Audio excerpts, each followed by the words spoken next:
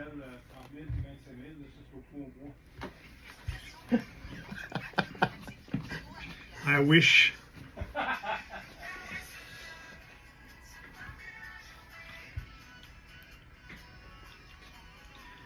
9h49, le docteur Paul Mann, c'est un homme allumé, notre Kiro, parce qu'il est arrivé ici ce matin, il a changé son sujet, et il va avec le sujet de la tribune téléphonique, très intéressant. Comment ça va, Nicolas? Ça va très bien, toi? Good, ça va très bien. Alors, les téléphones cellulaires, on est-tu capable de s'en passer? Visiblement pas.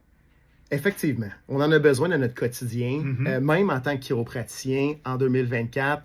Je veux dire, on s'en sauve pas. Les médias sociaux, le site web, c'est des choses très, très importantes pour que les gens puissent nous trouver. Maintenant, moi, ça fait 12 ans que je suis en pratique, bientôt 13. Ça me vieillit un peu. Ben non, mais tu commences, là, tu rentres dans l'âge de sagesse. Du métier, c'est ça. C'est bien dit, ça, de sagesse. Et puis, quand je suis diplômé de l'Université du Québec à Trois-Rivières, bon, les chiropraticiens, on est formés, puis on a un permis pour opérer un laboratoire de radiologie. Et au sortir de mes études, de rencontrer de jeunes adultes aux prises avec des douleurs cervicales, c'était chose fréquente, mais beaucoup moins fréquente que maintenant. Fait qu'aujourd'hui, au niveau du cou, là, cervical, ça c'est le cou puis le bas du cou, là, le haut du dos. Exact. Donc, dans le cou, puis au haut du dos, près des épaules, c'est toujours été quelque chose qui était présent, mais beaucoup moins que maintenant.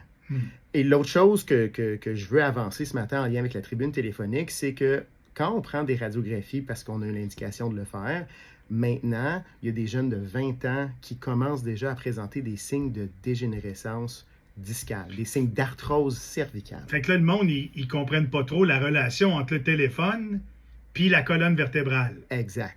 Mais il y en a une. À force de passer des journées entières penché, le cou penché vers l'avant sur notre téléphone cellulaire, sur nos tablettes, sur des postes de travail qui ne seraient pas bien ajustés à Moi, notre c'est morphologie. 4h10 par jour, ma moyenne. Fait que calcul, 4h10 par jour, le cou fléchi vers l'avant. En fait, en termes de statistiques, là, je ne me rappelle plus exactement, mais lorsque on avance la tête de 1 cm vers l'avant, nos muscles du cou doivent travailler 4 fois à 10 fois plus fort.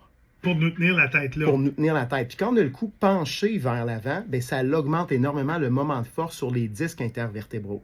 Les disques, c'est les petits coussins qu'on retrouve entre les vertèbres, puis eux autres sont responsables de supporter la pression. Donc, ce sont des outils excessivement importants qu'on a besoin au quotidien, mais en ce moment, c'est comme si notre corps n'était pas fait pour utiliser un écran à tous les jours. Notre corps n'est pas fait pour qu'on se regarde le bout du nombril. Exact. Quand on est debout. Exact. Pour ne pas dire autre chose. Mais là, le cellulaire, quand on l'utilise, parce qu'on l'utilise à la hauteur, mettons, de la poitrine. Penché. Et on a la tête penchée vers l'avant. De là, les problèmes de cervicales. Là. Et ça, ce que ça peut entraîner au-delà de l'usure, de l'arthrose au niveau du cou, ce qu'on voit de plus en plus aussi, c'est des problèmes d'engourdissement au niveau des épaules, des coudes, puis ça va jusque dans les mains. Écoute, j'ai un pouce, le pouce de la main droite. Encore une fois, je suis trop transparent, mais je le dis, je pense que j'ai des douleurs liées au fait qu'avec mon pouce, je pitonne toujours de la même manière sur mon appareil cellulaire. Exact. En fait, ça arrive fréquemment de rencontrer des gens qui ont des tendinites au niveau du pouce, des ténosynovites au niveau du pouce, du côté droit ou de la main gauche, dépendamment du côté qui est dominant. Et des fois, les gens vont entrer en clinique et vont dire « Doc, je pense que j'ai un tunnel carpien. » Bien souvent, ce n'est pas nécessairement un problème de tunnel carpien. Ça peut être simplement un problème de surutilisation des tendons parce qu'on texte trop, parce qu'on fait trop de scrolling, de l'anglicisme matin, sur nos téléphones. Puis ça, même moi, des fois, j'en suis responsable, j'en suis même coupable. Tu sais, c'est facile de prendre notre téléphone puis d'oublier ce qu'on avait besoin à faire sur notre téléphone. Mais là, question très personnelle, mettons, j'ai mal au pouce, peux-tu réparer ça, Doc? Ou... Yes. Je dis oui. Oui.